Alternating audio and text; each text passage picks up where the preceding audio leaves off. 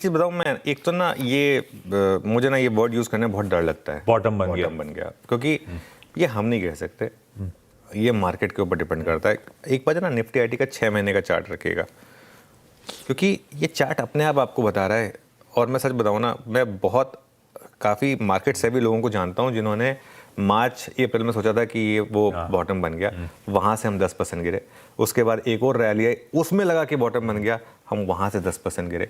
और पिछली बार भी एक वो लगा कि मार्केट में बॉटम बन गया, वहाँ से हमने फ्रेश 52 वीक लो और 5 साल का लो लगा दिया।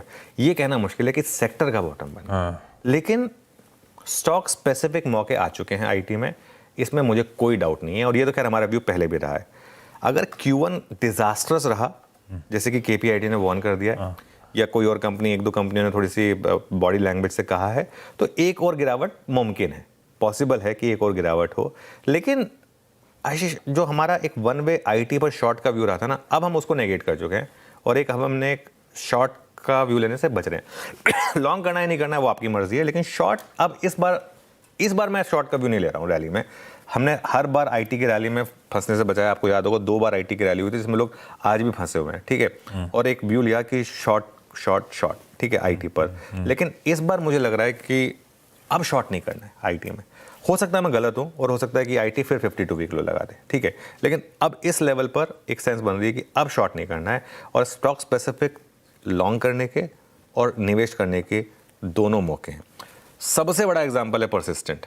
और मैं सच बताऊं तो देखिए, स्क्रीन पर उस दिन भले ही लगा होगा कि गिर गया, लेकिन वो खुला ही 8% नीचे था। मैं बार बार उस चीज़ को रिट्रेट इसलिए कर रहा हूं क्योंकि आप एक बार मार्केट खुलने के बाद ट्रेड लेते हैं, पहले नहीं लेते हैं, उसके बाद पैसा बन रहा है या नहीं बन रहा है आपका, उसके ऊपर डिपेंड कर रहा है। 4300 वाला 4580 पर आ गया। उस दिन 4300 पर खुले थे हम, आज हम 4580 पर आ गया।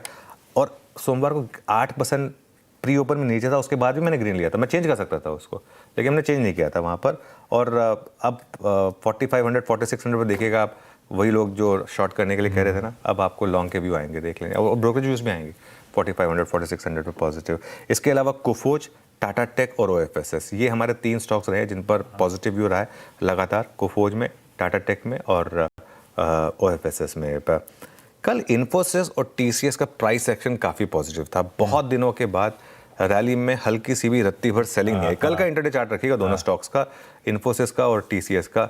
हाईएस्ट पॉइंट पर इन्फोसिस बंद हुआ 5.5% की रैली के साथ, हाईएस्ट पॉइंट पर टीसीएस बंद हुआ 4.5% की रैली के साथ। और एक चीज़ अब आप कर सकते हैं, चाहे तो जो रीसेंट 52 वीक लो था ना, इसको अब आप एक अपना स्टॉप लॉस मान लें। अगर आपने लॉन्ग लिया है तो एज इंडेक्स लेवल या बास्केट बाइंग अगर आपने की है, तो बहुत लोग ये मान रहे हैं कि शायद आप चाहें तो निफ्टी आईटी फंड्स में इन्वेस्ट करना शुरू कर सकते हैं। मेरे हिसाब से वो थोड़ा लेजी होगा, स्टॉक स्पेसिफिक ज़्यादा बेहतर मौके रहेंगे यहाँ पर। और धीरे धीरे जो एआई ट्रेड है ना, वो काफ़ी रिस्की होती जा रही है, और वो कहीं ना कहीं एक उसमें एक कहीं भी कभी भी अनवाइंडिंग आ सकती है। ये एक रिस्क रहेगा। वो कॉस्ट